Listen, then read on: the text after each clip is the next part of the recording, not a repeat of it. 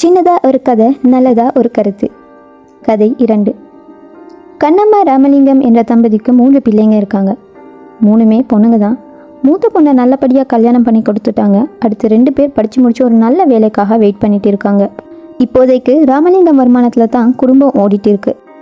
வாழ்க்கையில் முன்னேறணும், வயசு பொண்ணுங்களை கரை சேர்க்கணும், குடும்பத்தை ஒரு நல்ல நிலைமைக்கு கொண்டு வரணும்னு ஓடிட்டே இருக்காரு ராமலிங்கம்.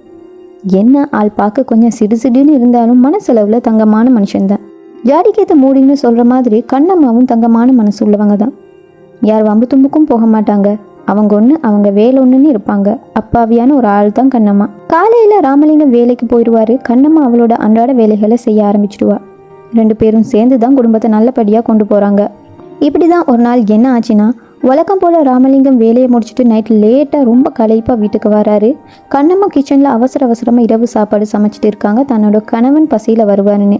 வேலையில் இழுத்து வந்த ராமலிங்கம் களைப்பாக இருக்குன்னு கண்ணம்மா தண்ணி கொஞ்சம் குடிக்க கொண்டு வா அப்படின்னு சொல்கிறாரு. தன்னோட கணவன் வந்தது கண்ணம்மாவுக்கு பாவம் தெரியலை. பொண்ணுங்களும் ரூமில் இருந்ததால் அப்பா பேசினது அவங்களுக்கும் கேட்கல. 2-3 தடவை கூப்பிட்டும் யாரும் வரலைன்னு ராமலிங்கத்துக்கு அப்படி ஒரு கோபம். நேராக கிச்சனுக்கு போய் கண்ணம்மாவை கண்டபடி திட்டாரு.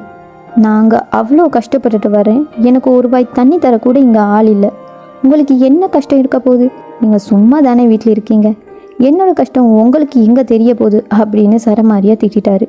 ராமலிங்கம் பேசின பேச்சில் கண்ணம்மாவுக்கு என்னதான் மனசு வலிச்சாலும் அவள் திருப்பி ஒரு வாரத்தை கூட பேசலை. இப்படி தான் ஏதாவது பிரச்சனை ராமலிங்கத்தோட முன்கோபத்தினால வழக்கமாக நடக்கும். கொஞ்சம் யோசிச்சு பாருங்க, உங்கள் நிறைய பேர் வீட்டில் இதை மாதிரியான ஒரு சண்டை வந்திருக்கலாம். சண்டை போடுறதும் அதுக்கப்புறம் சமாதானம் ஆகுறதும் நம்ம எல்லார் வீட்லேயும் நடக்கிற விஷயம்தான். இந்த கதையில் இருக்கிற ராமலிங்கம் பேசுகிற மாதிரி நீ வீட்டில் சும்மா தானே இருக்கேன்னு உங்கள் வீட்டில் இருக்கிற பெண்களுக்கும் யாராவது ஒருத்தராவது நிச்சயம் கேட்டிருப்பாங்க. ஏன்னா பெண்கள் பற்றிய எண்ணம் இந்த சமூகத்தில் இன்னும் இப்படி தானே இருக்குது. காலையில் எழுந்துக்கிறது முதல் நைட் தூங்குற வரைக்கும் வீட்டில் எவ்வளோ வேலை இருக்கும். அதெல்லாம் தனியால் சமாளிப்பாங்க பெண்கள். சமைக்கிறது, துவைக்கிறது, கழுவுறது, பெருக்கிறது, கூட்டுறது, துடைக்கிறதுன்னு ஒரு நாளைக்கு அவ்வளோ வேலை இருக்கும். ஒரு நாள்னா பரவாயில்ல, ஒவ்வொரு நாளுமே செய்யணும். ஒரு நாள் விட்டாலும் வீடாக இருக்காது. இதுக்கிடையில் குழந்தைகள் இருந்தால் அவங்க வேலை கூட தனியாக இருக்கும். அவங்களுக்கும் தேவையானதை செய்து கொடுக்கணும். இப்படி அவளுக்காக வாழ்ந்ததை விட குடும்பத்துக்காக ஓடியே அவள் வாழ்க்கை முடிஞ்சிடும். இப்படிப்பட்டவங்களை பார்த்து தான் நம்ம ஈஸியாக வீட்டில் சும்மா தானே இருக்க அப்படின்னு சொல்கிறோம். ஆண்கள், நீங்கள் வெளியில் கஷ்டப்படுறீங்க தான், நாங்கள் இல்லைன்னு சொல்லலை. அதே போல் பெண்களும் வீட்டுக்குள்ளே கஷ்டப்பட்டுட்டு தான் இருக்காங்க. என்ன, நீங்கள் செய்கிற வேலைக்கு சம்பளம் கிடைக்கும், இடையில லீவும் இருக்கும்.